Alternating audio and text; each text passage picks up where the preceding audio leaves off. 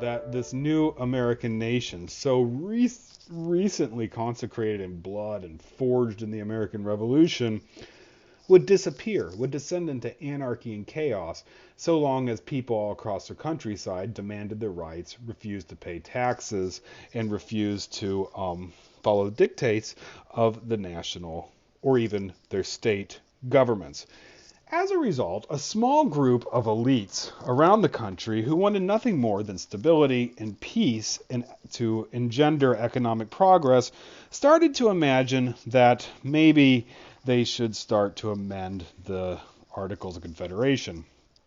The Constitutional Convention of 1787, they decided to throw out the Articles of Confederation altogether.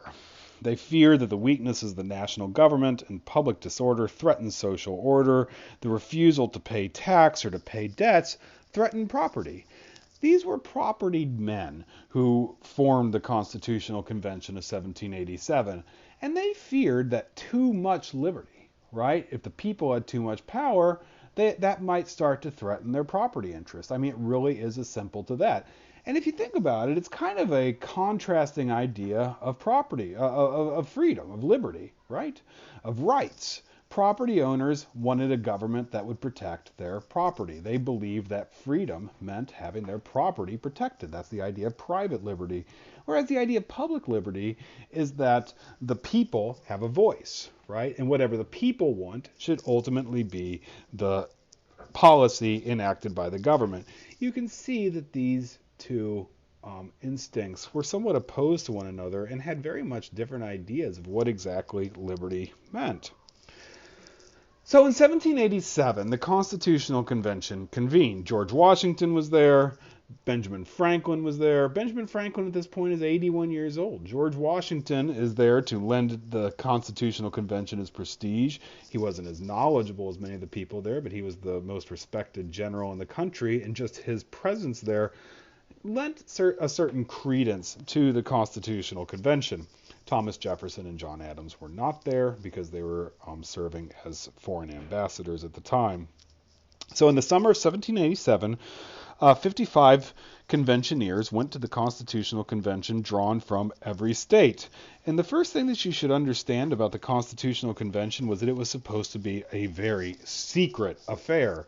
They had the windows boarded up and nailed shut. They kept the windows closed. They kept the doors closed. No, but everyone in Philadelphia knew something was going on in there. This was the same place where they had signed the Declaration of Independence. What were they up to? Well, they weren't supposed to say, right? At one point, George Washington found someone's notes on the floor, and he upbraided the entire Constitutional Convention, saying that if this had leaked to the press, that would have been just a terrible outcome indeed. Of course, nobody admitted that these were their notes that had been found carelessly laying on the floor. Why so much secrecy? Well, a couple of reasons. First of all, the Articles of Confederation, that was the law of the land. Right? The law of the land was the Articles of Confederation, and here's a group of men who are there to replace it with a new constitution. Some people, and maybe with some justification, called this a conspiracy.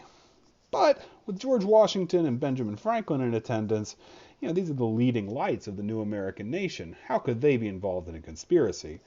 Still, anti-federalists were not entirely convinced that these men were up to anything good.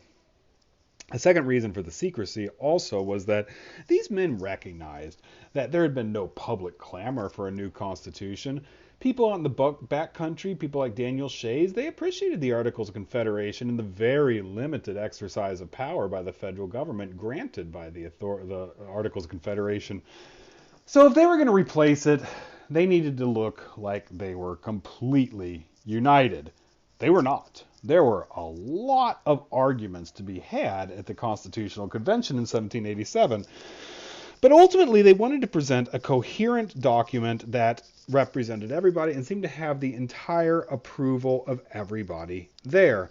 And we don't actually know what happened at the Constitutional Convention except for when James Madison died in 1836. About 4 years later, his notes from the convention were published. There we learn about some of the problems they had, some of the compromises. We learn that Alexander Hamilton supposedly gave a 6-hour-long speech where he commented at great length on the brilliance of the the brilliance of the British imperial government, and suggested a government that was nearly as centralized. Now, he was quickly voted down, but that probably would have hurt his reputation had it gotten out. The thing of it is that when these conventioneers finished up the Constitution, they wanted to present it to the public as fully formed and unanimous, representing the agreed opinion of all the men of considerable reputation who were at this constitutional convention. So, it looks like it's united. In fact, a couple men left during the convention secretly. And we don't learn that there were a lot of compromises on so many issues. We don't learn that until we see James Madison's notes about 60 years later. Nevertheless, now we know there was significant disagreement on several key issues. First, and maybe most significantly, the question of representation and apportionment. Why was this a big deal? Because some of the states were much larger and more populous than the others. The small states were concerned that the big states would not allow them to have a voice.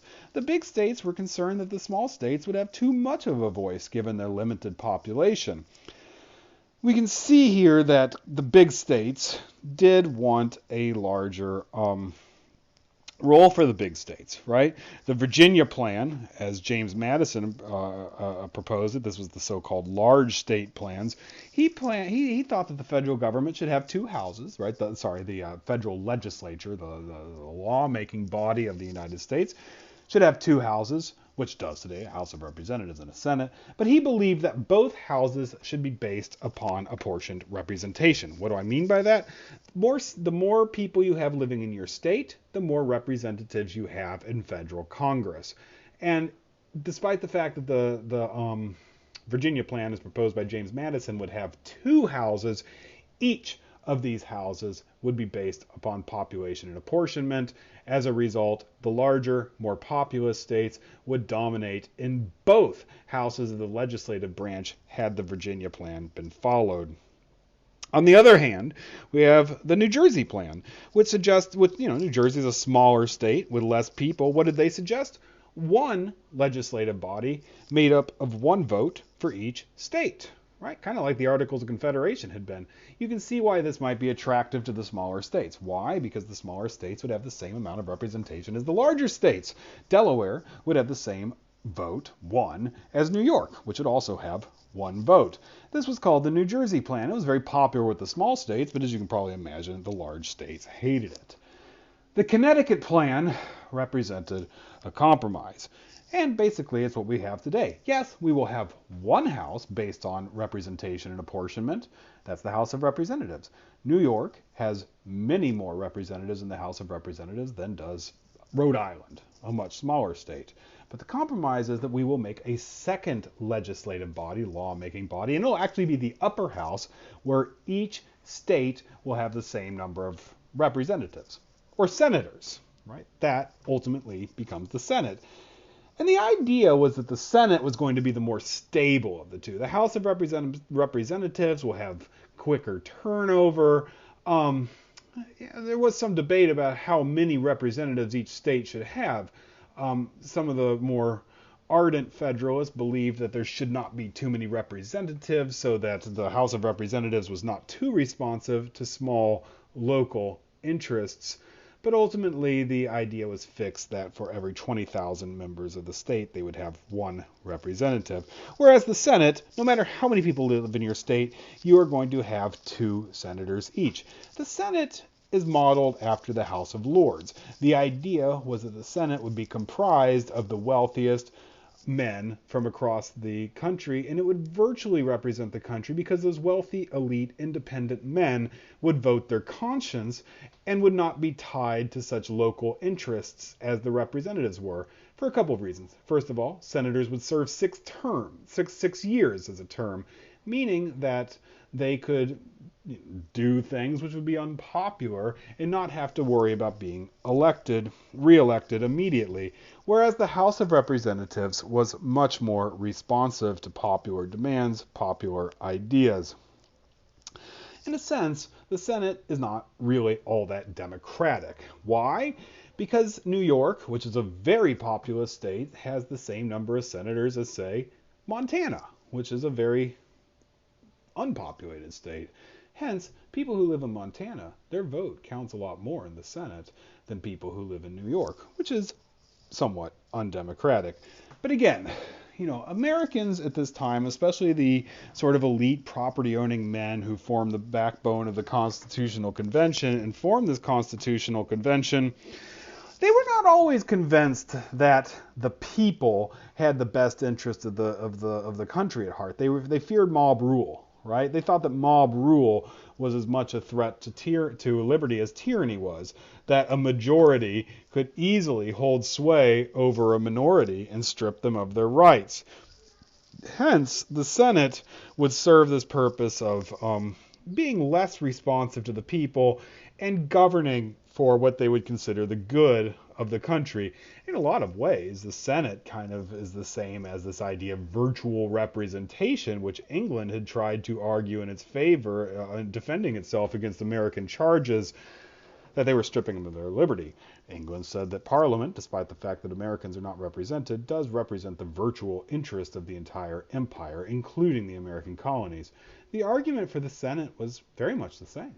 That despite the fact that the Senate is not so democratic and that some states have more representation than other states, despite the fact that they have less people, ultimately the idea is that the Senate, being made of the most independently wealthy, principled and property men of the country, would rule in such a way and make laws in such a way as to protect the rights and properties of all Americans, divorced from local concerns. So, in that sense, we have an issue here that the House of Representatives is much more democratic than the Senate. The House of Representatives is also much more friendly to the large states than the small states. So we can think of the House of Representatives and the Senate as being devised to sort of be a compromise between the big states and the small states, but also as a compromise between people who wanted a full-throated democratic government and ones who wanted governing reserved for the most elite, propertied, educated men in America. And of course, that's what ultimately the Senate becomes.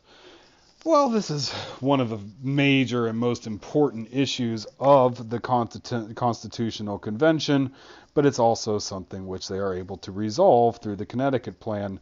Taxation, William Paterson, that's the second major issue that had to be compromised on. William Paterson suggested that the federal government have the power to tax, something that was explicitly denied to the government under the Articles of Confederation. This passes. Henceforth, the federal government will have the power and the right to tax its people.